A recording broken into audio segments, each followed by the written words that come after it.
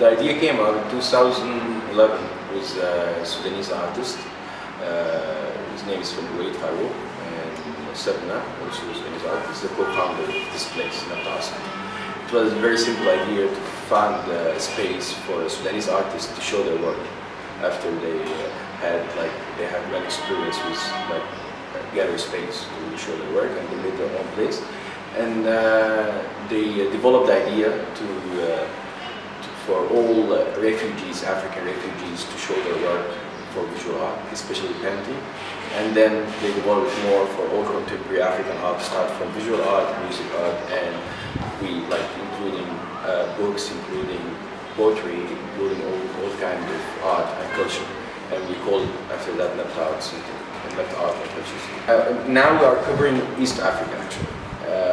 And we have idea to expand our work to cover all Africa. We start with Egypt, Sudan, and Kenya, Ethiopia, and Uganda. And now we are concentrating in East Africa and Horn Africa as a place not covered, as a place near, and also the crew here, all of them is Sudanese. And actually we have access to all this place to find out. But we need to expand our work to cover all Africa in the future. Like we expand the crew in the beginning and now. And also the place is not just promoting contemporary African art, also making cultural exchange between Egyptian community and deep African community art, like here in Egypt. Whatever that, when we have any kind of access to another African country, we give them the place to show their works, whether it's music, painting, same things like that. It's very it's related to politics and the borders made by politicians in the past. And also there were in all Africa there were no culture until now. There is no cultural exchange between the communities because the borders, the conflicts over water, the conflicts over resources that around all Africa, especially between Egypt and East Africa around Nile Basin. And actually this is a gap we need to fill it. Yeah, this is a gap we need to make culture exchange between Egyptian and Deep Africa. In the past there were very good relations between Sudan and Egypt, like after Abdel Nasser, but in art, in population, cultural exchange is not happening, and that's what we need to do. And I think we success in to do simple things like to show, especially Sudanese art in these 3 years we are working.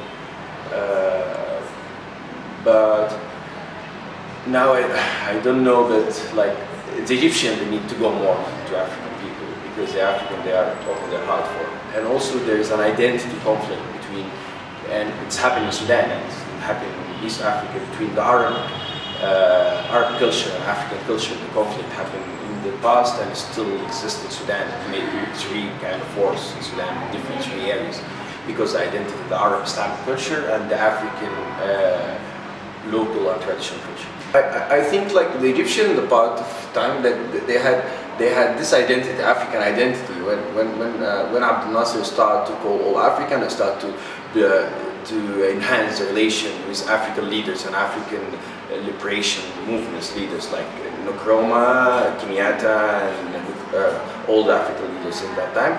But actually about the identity, that's what's the art cultures, art and culture centers, civil society organizations, the intellectual people, they need to work on this. Because this is just not in Egypt, this is in all North Africa. This also in Sudan, actually. This is in Sudan, it's because this is the area where the African and the Arab are living in the same area with a full identity, like African identity and Arab identity, because there's a conflict there in Sudan. And it's happening in Egypt because they are really far away from the African identity because our culture dominates on the mentality of the people.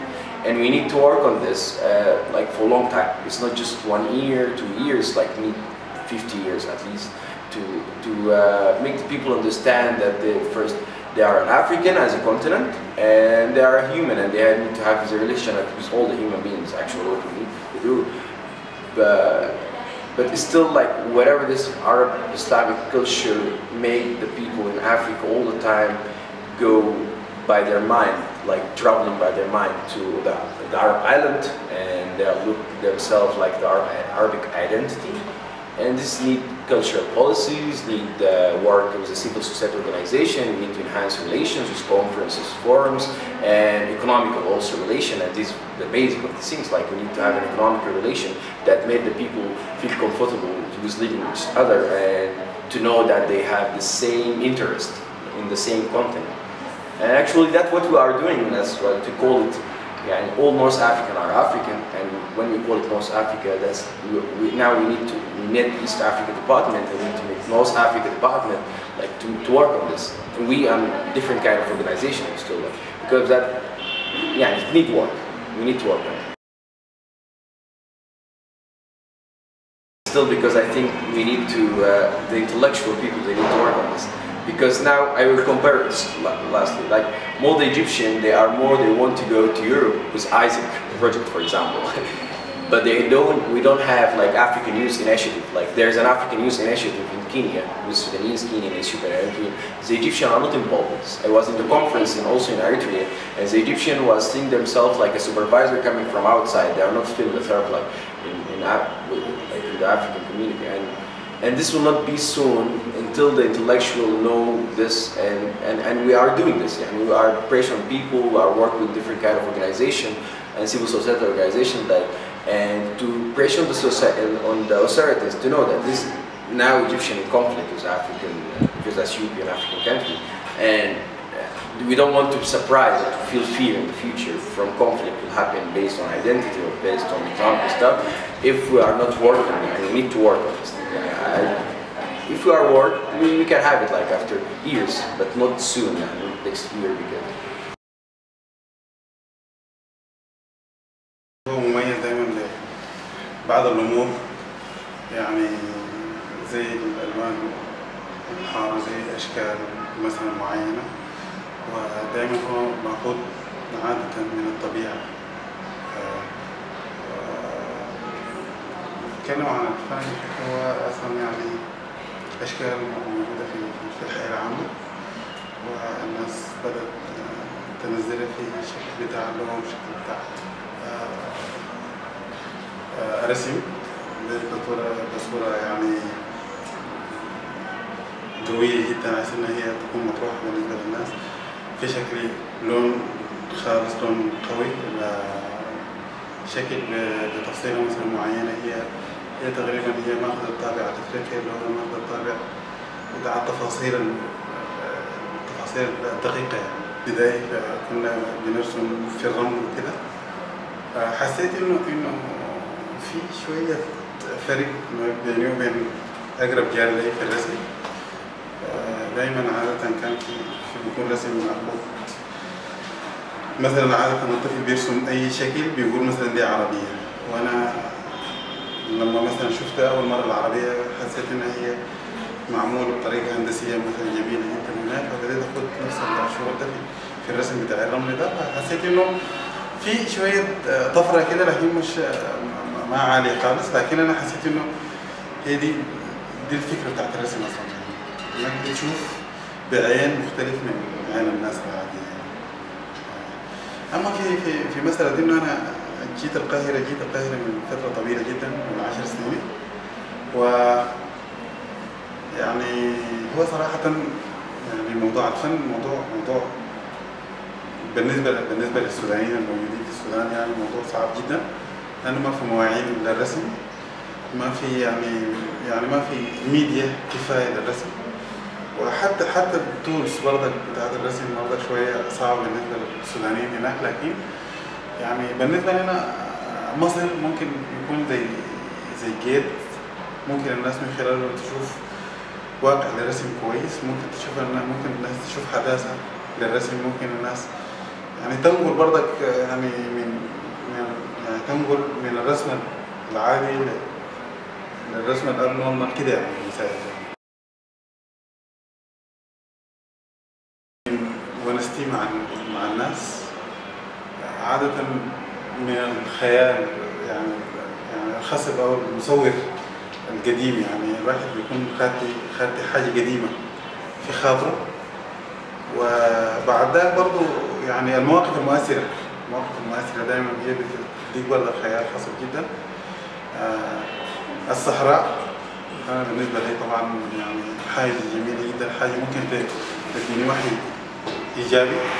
يعني المساحة عادة المساحة كبيرة جدا. يعني أنا عايش في مصر بحس إنه في شوية انغلاق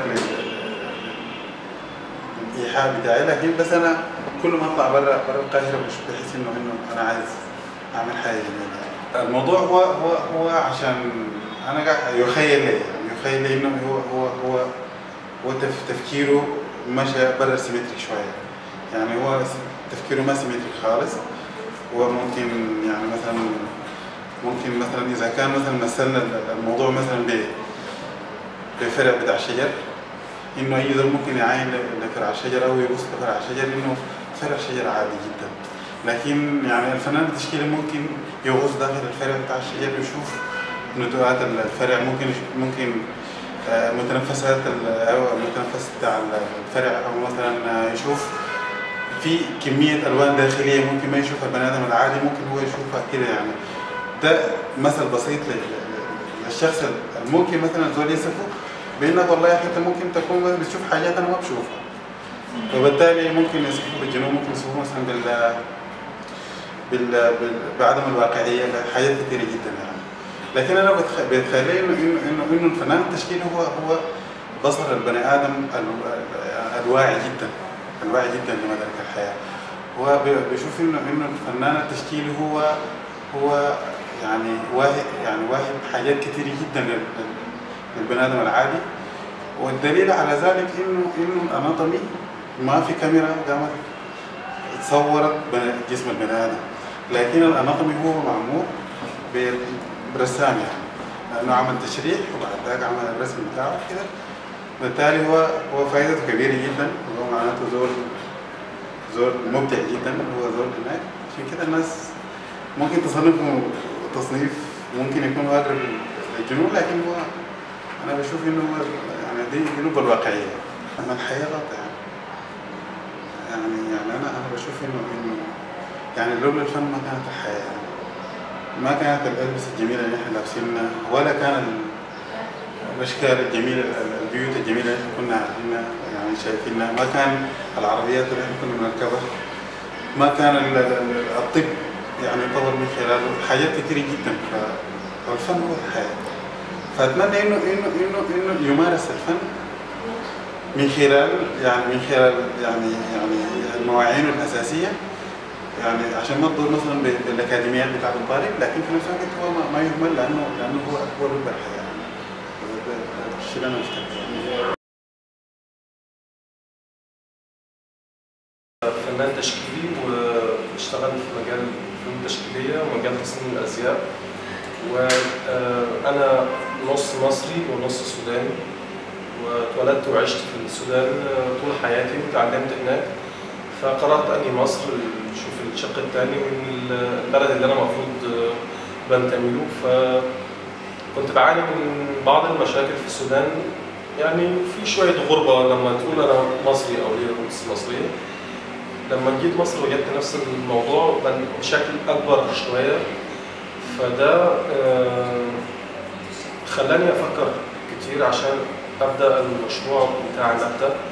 بالإضافة لأنه في فنانين كتير من السودان بيحاولوا يجوا مصر باعتبارها مركز ثقافي وشعاع للفن في المنطقة كلها ككل.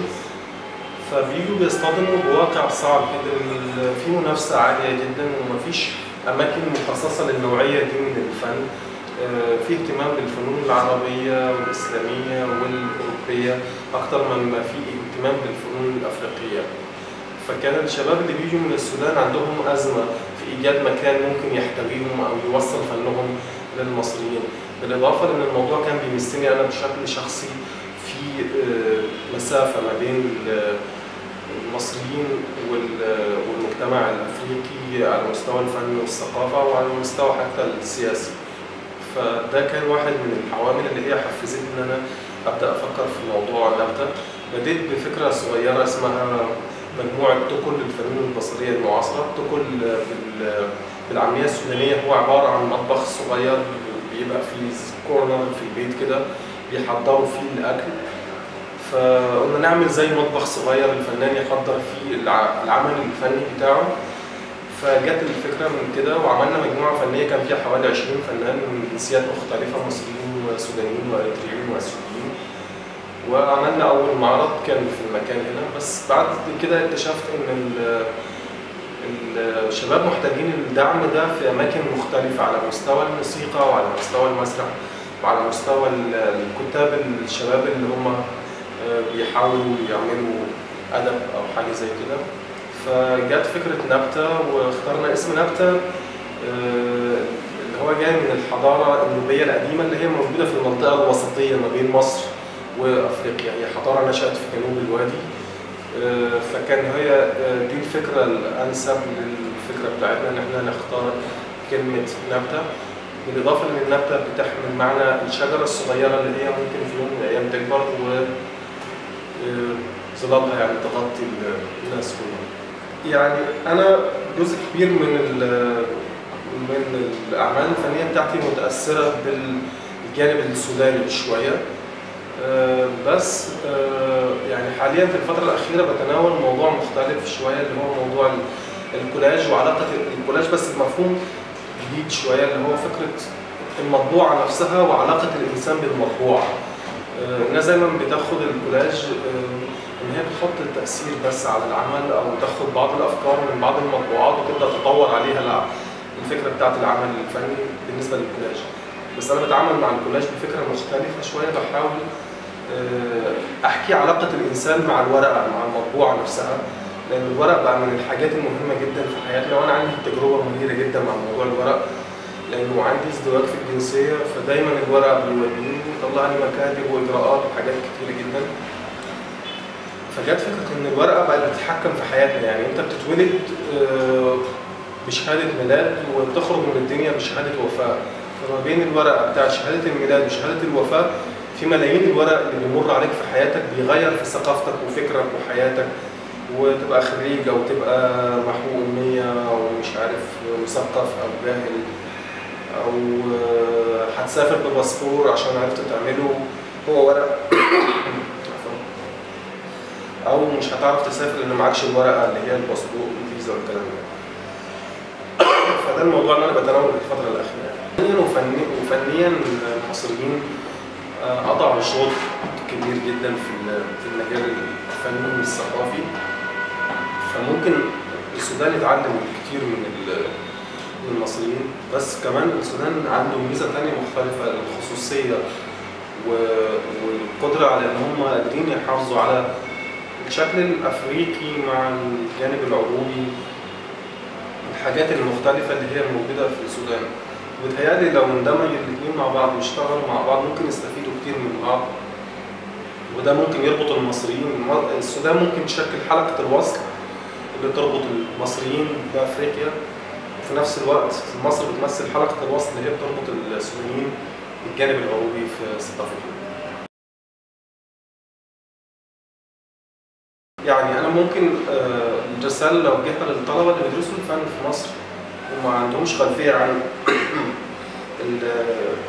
الجوانب الغنية اللي موجودة في أفريقيا، بقول لهم ده هو يعني ممكن العامل المهم اللي يشكل النقطة الأساسية في نجاحهم. لأنه مصر يعني الجانب العروبي والأوروبي وغيره الناس تناولته كتير، بس في جانب مهم جدا وجانب جزء أساسي من الثقافة والهوية المصرية اللي هم مش مهتمين بيها وبيجهلوها، فلازم يهتموا بيها ويشتغلوا عليها شوية، لأنها بتحمل كتير جدا من الخصوصية اللي مش موجودة، يعني مش موجودة بس ما اتطرقتش الناس ليها بشكل واضح. فبتمنى إنه يعني هم لو ركزوا على الجانب ده هيلاقوا تفاصيل كتيرة جدا ممكن يشتغلوا عليها ومهمة، ومش هيلاقوها في مكان تاني.